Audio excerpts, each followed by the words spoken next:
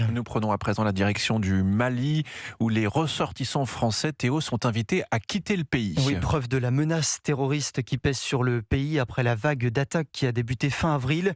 Elle fragilise plus que jamais la junte militaire au pouvoir. Un groupe affilié à Al-Qaïda est aux portes de Bamako.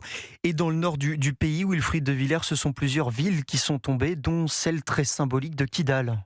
Oui, en plein cœur du Sahel malien, Kidal est tombé en une journée aux mains des rebelles Touaregs et des djihadistes. L'armée malienne est débordée dès le début des combats. Ses alliés russes de l'Africa Corps quittent précipitamment Kidal.